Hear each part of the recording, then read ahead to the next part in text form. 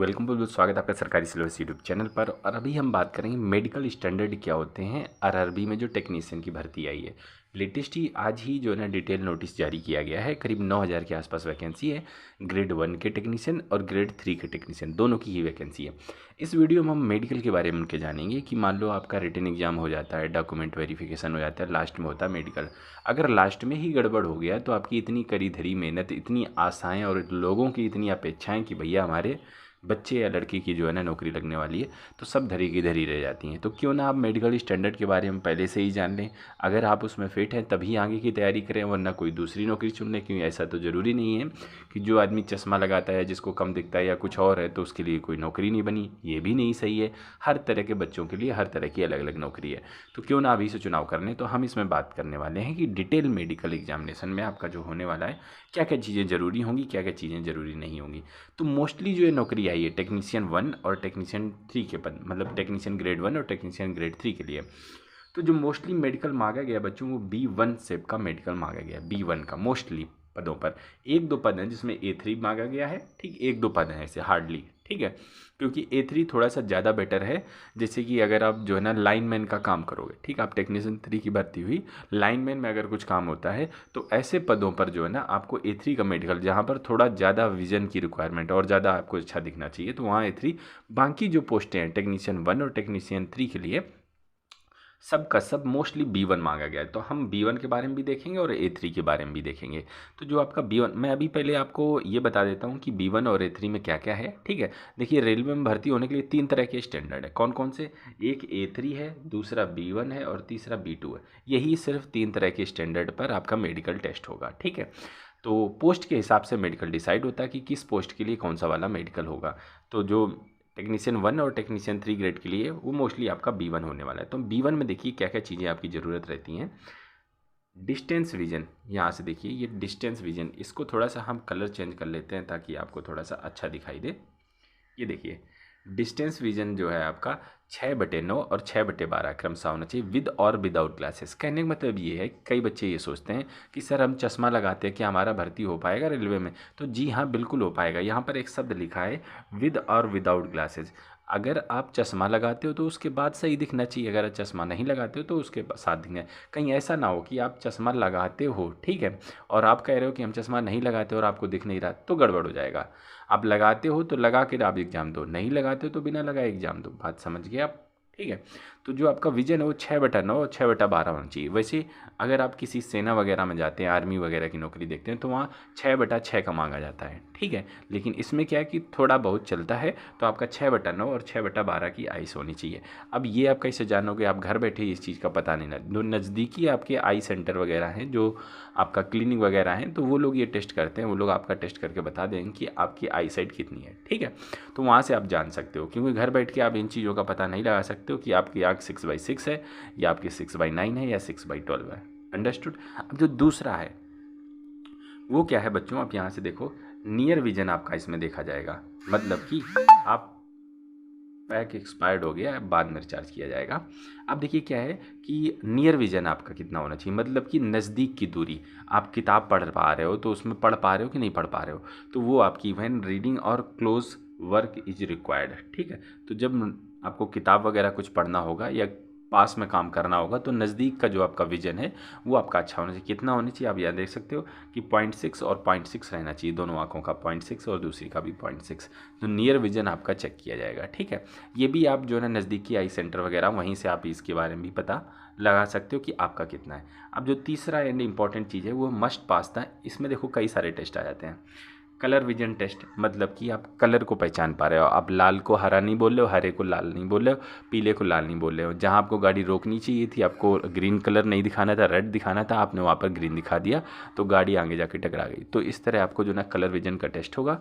आप ये भी जो आपके नज़दीकी आई सेंटर वगैरह वहीं पर आप कर सकते हो। घर पर आप जो है ना, आपको देखिए अगर ऐसा है तो आपको, क्योंकि इतने सालों से घर में रहते रहे हो, तो कहीं ना कहीं तो कलर की ज़रूरत पड़ी होगी या आपने गलत कहा होगा, तो घर वाले दूसरे बच्चे ने या माता ने या जो भी हो आपके पेरेंट्स वगैरह भाई वगैरह बहन वगैरह, तो उन्होंने ज़रूर आपको टोका होगा। तो आपको एक अंदाज़ा तो होगा कि आपको कलर देखने में जो आपका है उसमें दिक्कत है, आप कलर को नहीं पहचान पाते हो। ये अगर होगा तो आप जानते होंगे, क्योंकि आप ऑलरेडी 18 साल से ऊपर हो चुके हो, इस भर्ती का वीडियो देख रहे हो, ठीक है।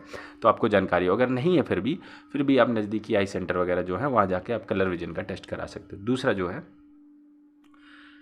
बाइनोकुलर विजन है, ये भी टेस्ट आपका जो ना आई सेंटर में ही रहेगा। और नाइट विजन आपका जो ना टेस्ट, अब देखिए नाइट में तो उल्लू को ही दिखता है या चमगादड़ हो उसको दिखता है, लेकिन एक थोड़ा सा तो एक समझ में आता है, तो उस तरह का टेस्ट भी आप वहीं करा सकते हो, नाइट विजन टेस्ट। और मेसोपिक विजन ये भी आप जाके जो ना वहीं पर करा सकते हो टेस्ट।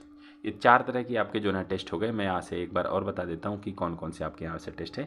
एक तो कलर विजन का टेस्ट, बाइनोकुलर विजन का टेस्ट, नाइट विजन का टेस्ट और मेसोपिक विजन का टेस्ट। तो ये 4 टेस्ट आप नज़दीकी आई सेंटर वगैरह में करा सकते हो। लेकिन अगर आप एक स्वस्थ आदमी हो, आपको कलर विजन वगैरह नहीं है, तो मोस्टली इन चीज़ों की समस्या आपके पास में नहीं होती है, ठीक है।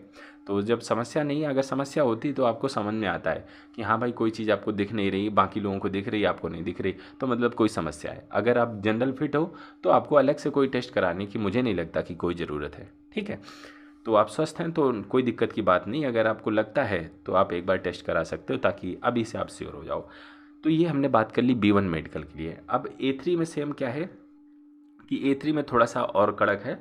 A3 का थोड़ा और आपका मेडिकल अच्छा होना चाहिए। डिस्टेंस विजन आप यहाँ से देख सकते हो, 6/9 की दोनों आइज़ की होनी चाहिए।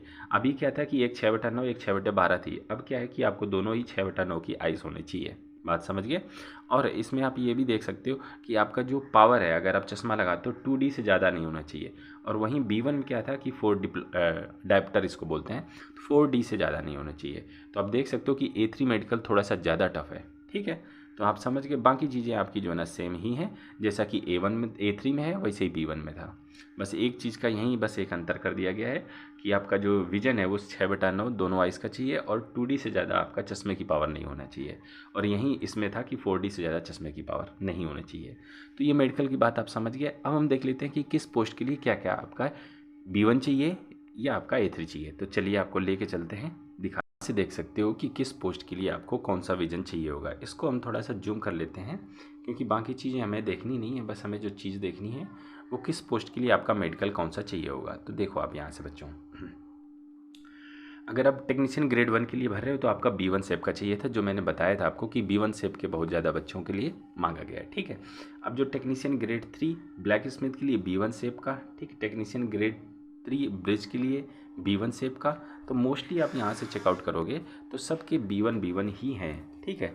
आप यहाँ से देख सकते हो मोस्टली B1 ही है, हर पोस्ट के मोस्टली B1 ही हैं मेडिकल स्टैंडर्ड, ये देख सकते हो आप, ठीक है।